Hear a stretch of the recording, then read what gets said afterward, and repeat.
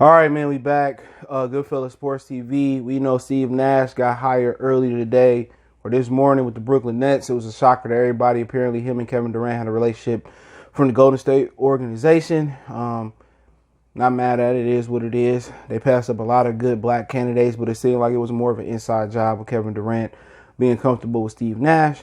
Now we have Chauncey Billups wanting to get into the coaching ranks. I think the available jobs are the 76ers, Indiana Pacers, New Orleans Pelicans, and I think it's one more of the vacancy, and the Chicago Bulls, excuse me. I think those are the vacancies. So Chauncey could, fill one of those vacancies. But first, apparently, there's one less of those vacancies. Tyronn Lue is apparently close to finalizing a deal to become the Philadelphia 76ers next head coach. Let's talk about the fit and what he needs to do to bring the Sixers back to prominence. Hit that subscribe button, bell icon button, share the video. Appreciate the love, support. Check out the NBA Talk playlist for more videos like this. I want to get a live stream, man, but it's been so many games and it's hard to get one in. So when there's no NBA games, I'll get to it. But yeah, I mean, I'm not mad at it. Most people think Ty Lue is overrated because he just did what LeBron say, and he was LeBron whipping boy. Apparently, I'm not gonna slander a black coach like Tyronn Lue, but at the same time, I think he earned us another job to show what he can do. So many times, like Stephen A. Smith said, and I really agree with him, black coaches get the difficult job. He walked into a situation where you got Ben Simmons and you got Joel Embiid. You got Elton Brand, who I think going to do an amazing job being a GM. He did try to move Ben Simmons. Some people got mad because I said it's a truth. And the 76ers owner stopped him from moving Ben Simmons. So pretty much he stuck with Ben Simmons and Joel Embiid. But I think it could work. What he need to do is get Joel Embiid to play on the block.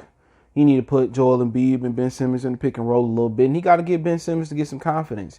Shoot the basketball, shoot a push shot, shoot a floater.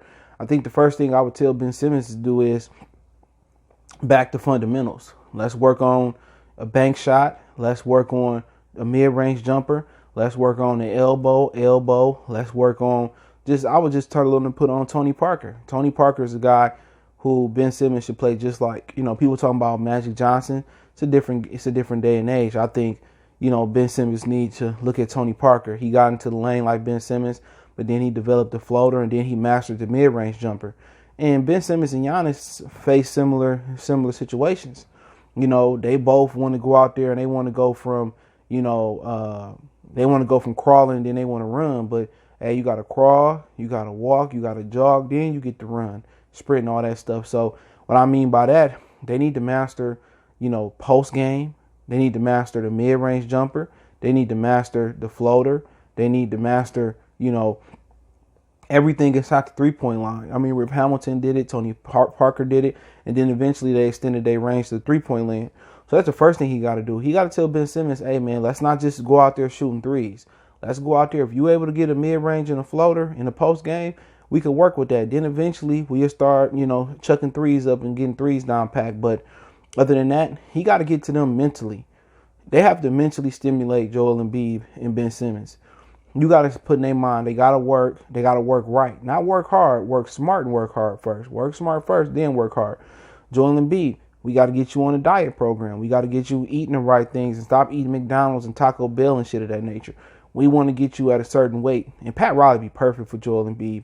His body mass and all that, fat index, would be perfect for him. They got to say, hey, Joel Embiid, we want you around 265, 270, whatever their number is. It's a hypothetical number. We want you to play at that weight and be at that weight the whole season. We want you to play through the post a little bit more. And that's what, Tyronn Lue got to do. First, he got to get to them, and they got to work smart and work on the things they need to work on first. Then what they got to work on is an offense that's right for both of them. You know what I'm saying? And they got to get players around them that's right. It's time to get rid of Al Horford if you can, Tobias Harris, Josh Richardson. Need to turn them three players' contract into a full team around them. Shooters, 3-and-D guys, backup center guy, a guy that can bring instant offense off the bench. They don't have a complete team. They're really, really heavy in places they shouldn't be heavy in, like Al Horford. Why the fuck do you need Al Horford? You know what I'm saying? But I think Ty Lue can work there. And I think if Ty Lue can win there, people can respect him. He can get out of LeBron's shadow. Most people said Eric Spoelstra was only good because of the team he had. Remember, they tried to get Eric Spoelstra fired. And Shaquille O'Neal did get Stan Van Gundy fired when he was there first. So, Eric's supposed to prove to be a really, really good coach. He on the brink of making the Eastern Conference Finals. I think Tyronn Lue will be just fine. I think he'd be just fine, being a 76ers head coach. Give him a chance. People saying, oh, they should get this guy, that guy. In a league that's 80-90% black, you got these guys from overseas getting chances, like the guy that coached the Phoenix Suns a couple years ago, Dave Yeager, getting chances. You got all these different guys, David Blatt, they come over get a chance, Steve Nash getting a chance without no experience, Steve Kerr get from the broadcaster booth, and he get a situation where he get gifted KD, Steph, and Clay and all them. So, why not can a black coach get gifted with, two of the young premier players of this generation, and Ben Simmons and Joel Embiid? So I know he was looking for $7 million a year. Hopefully get it. You know what I'm saying? Sam Cassell been thriving for years to get a coaching job, and Ime Udoka. It's a lot of guys of color that's been trying to get jobs that couldn't. Patrick Ewing tried to get a job. Jerry Stackhouse tried to get a job. Juwan, they all had to go the college route, and it's a shame. You know what I'm saying? But I think those three brothers will find the college route is better than the professional route. You raising young men, Penny Hardaway too. You raising young men. Obviously Mike Miller that played for Florida. He down there with Penny Hardaway and Sam Mitchell and on them. You raising young men. You changing lives, and you got longevity in college. NBA no longevity. If the players don't like you, they're gonna trade you. They're gonna get rid of you. And look at Kenny Atkinson. He was just one of the premier coaches, the rising coaches 2 years ago. Kyrie don't want him, they fire him. Bullshit, right? He's a really good coach in my opinion. But let's move on. Chauncey Billups apparently wants to get into the coaching professional ranks. I thought that he wanted to be a general manager, but he wants to coach. So if Tyronn Lue takes the 76ers, then you're looking at Indiana, who already tied to Mike D'Antoni. If he does get knocked out the playoffs with the Houston Rockets and get fired. So really you're looking at Chicago, and you're looking at the New Orleans Pelicans. Now, which one would be a better fit for Chauncey Billups? As a Piston fan, and check out my Piston channel, Motor City Sports Talk, right on YouTube. As a Piston fan, I don't have no ill will towards Chicago at this point. We've been sorry. Chicago been sorry after Jordan left and Derrick Rose had his fling there. It's like the rivalry's not there. Rivalry has to be where we competitive and we competing for playoff spots and Central Division championships. So when you look at the roster for Chauncey, it depends on, one, does Chauncey want to stay, in the Midwest, or he want to stay in the premier city like Chicago? Or does he mind going down to New Orleans, who is building back up their community? And you look at the rosters, it's not a lot of difference. You got Zion Williamson, you got Lonzo Ball, you got Brandon Ingram. But in Chicago, you got Kobe White, who nice, Lauri Markkanen, who nice, Wendell Carter, who been struggling with some injuries. You got Zach LaVine. Now, the Bulls front office has been bull jive for years. Now they changed that. They bring in somebody else in. They still have the same ownership. Ownership kind of been shaky and made some questionable decisions, as we seen in The Last Dance. You go to New Orleans, David Griffin. He was in Cleveland, I think, when they was trying to get Chauncey, or maybe he had just left. So really for Chauncey, it's really pretty much a preference. If it come down to New Orleans, Chicago, I don't mind staying there. You look at the roster, you got to meet with those guys. Who willing to spend money? Who willing to make the moves? And the New Orleans Pelicans is a city that ain't never won a championship as far as basketball.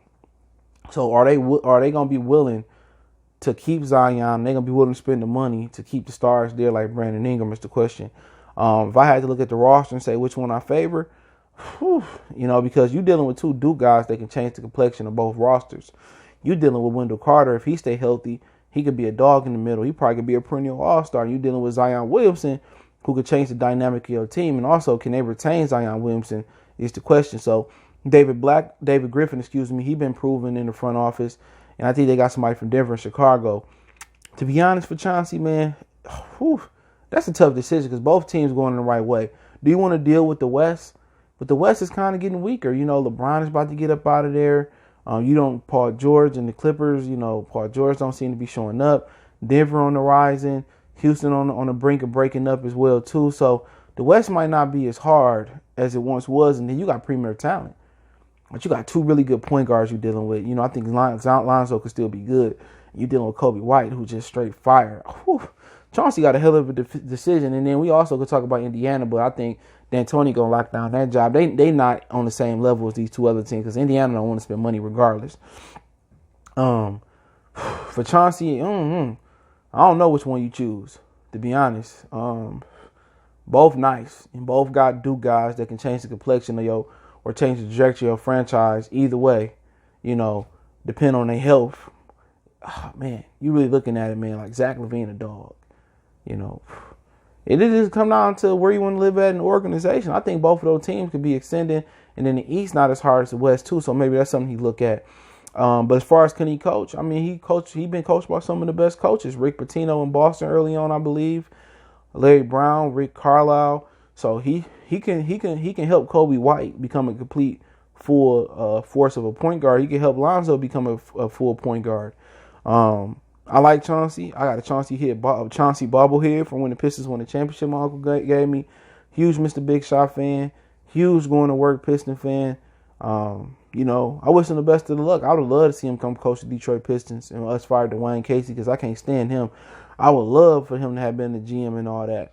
But he want to get into the coaching ranks, man. I would love to see Chauncey be successful as a coach, even if it ain't with the Detroit Pistons. And it's gonna be perfect. I think he'd be a good coach.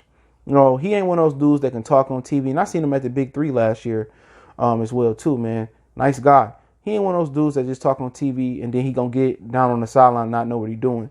He has so many trials and tribulations throughout his career, ups and downs like road I road. He was a top pick coming out of Denver, great high school player, went to college for a minute, came to Boston, struggled, bounced around the league, Minnesota, Denver, just bounced around and found a home in Detroit, man. And I think a lot of players is gonna like Chauncey Billups. And if I had to pick, if I'm in his shoes, I'll go with Chicago. But I can easily go New Orleans. I go with Chicago, just because it's the East. I'm gonna say that, man. So hopefully, wish best of luck. We got one white coach from Canada get opportunity with no experience. So Tyronn Lue, he sound like he about to get back into the league. Chauncey gonna take a turn with no experience being the coach. So it all balances itself out. So I'd be happy if Tyronn Lue was the 76er coach, and I'd be happy if Chauncey went to Indiana, Chicago, New Orleans, or anywhere else. Because I'm a Big Shot fan. But let me know what you guys think. Don't forget we on Facebook, Instagram, Twitter. You can reach out if you have a business question, inquiry, sponsorship, video request, social media links, all in the description. Twitter's the fastest way, then IG, then Facebook. And we also have a Facebook group. Check out the NBA Talk playlist. Want to make a donation? Best way to do that is share the video. You want to make a financial donation? Cash App is CJ Good 313. PayPal link in the description. Best way to donate is share the video. Appreciate the love, support. One time for the one time. Let me know what you guys think. We gone.